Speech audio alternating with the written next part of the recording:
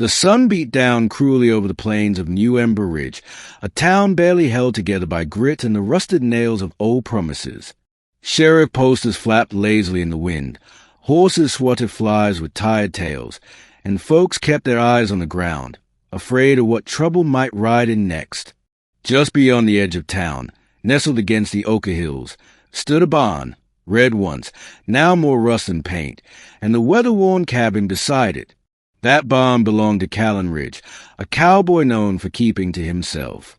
He'd ridden with outlaws in his younger days, made his fair share of enemies, and after a few bad winters and one particularly savage betrayal, he buried his guns and bought himself silence.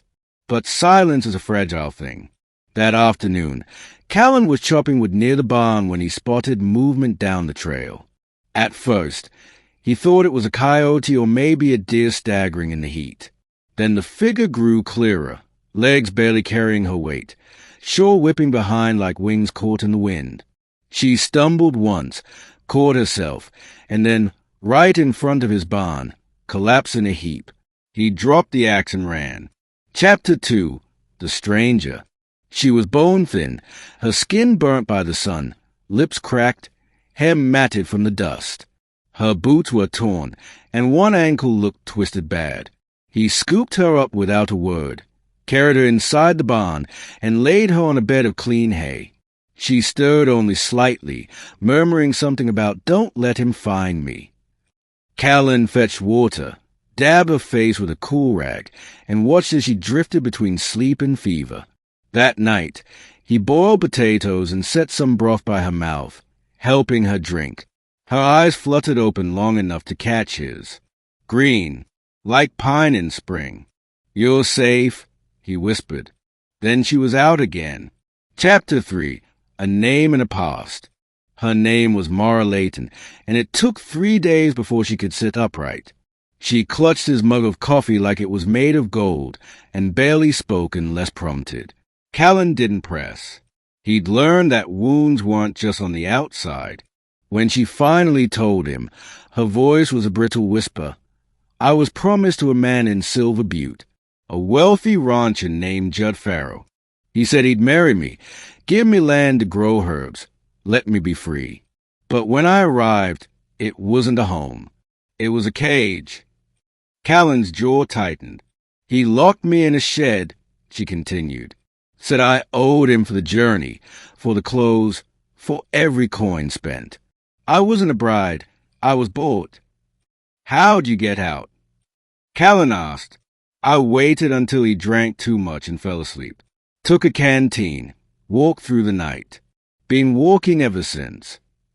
She looked down at her blistered hands. "I didn't mean to come here. My body just gave out." Callan stood slowly. "You came to the right place." Chapter 4.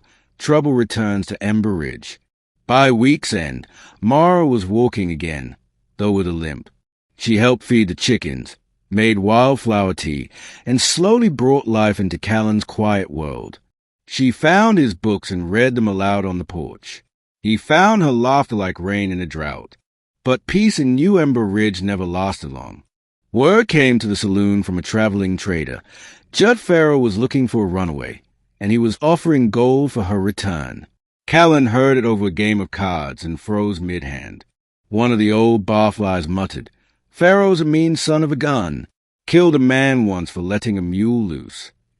Callan folded his cards, tipped his hat, and walked out.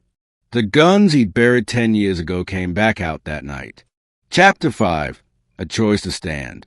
Mara found him sitting by the fire later, oiling his revolver. "I thought you gave that up," she said softly. "I did." He looked at her, the firelight flickering in his eyes. "But I've come to care for you, Mara, more than I thought I ever would. And if trouble's coming, I'd rather be standing when it finds us." Tears welled in her eyes. "I don't want you to get hurt because of me." "You already saved me, Mara," he said. "I just didn't know it at the time." Chapter 6. The Reckoning. Judd Farrow came riding into town with 2 hired guns and a silver horned stallion. He made a show of drinking whiskey and threatening the sheriff. "She's mine by contract." He spat. "She ran off with what's mine." The sheriff, a tired, balding man with shaky hands, gave a helpless shrug. "Ain't much I can do if she don't want to go. Judd." Farrow leaned over the desk. "Then I'll take her by force." Word traveled fast. By sundown, Callan stood on his porch, rifle across his chest. Mara sat behind him, trembling but fierce-eyed. She wasn't running again. Farrow arrived like a dust storm. "Give her up, Ridge, or I'll burn this place down." Callan stepped forward. "You'll be dead before the fire starts." Farrow smirked. "You think one man can stop me?"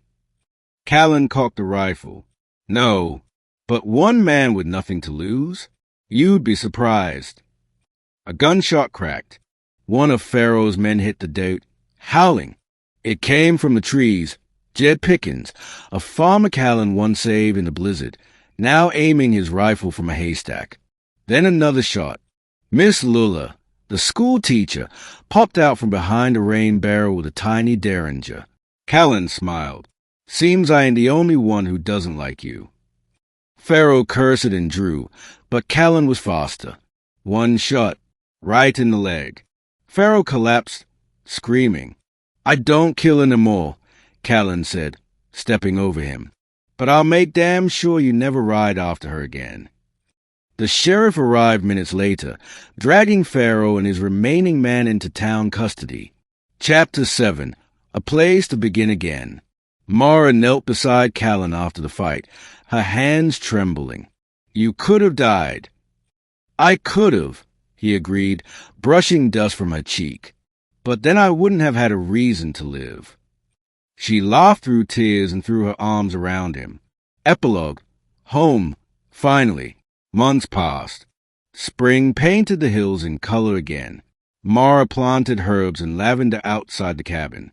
Folks came to buy her remedies, liniment for sore joints, teas for coughs, oils for grief. Callan fenced the east field and finally fixed the leaking roof. Every evening, they sat on the porch, fingers intertwined, watching the sunset over the land that had tried to break them both. "Think we'll ever leave this place?" she asked once. He looked at her with soft eyes. "Not unless you want to." She smiled. "This is home now."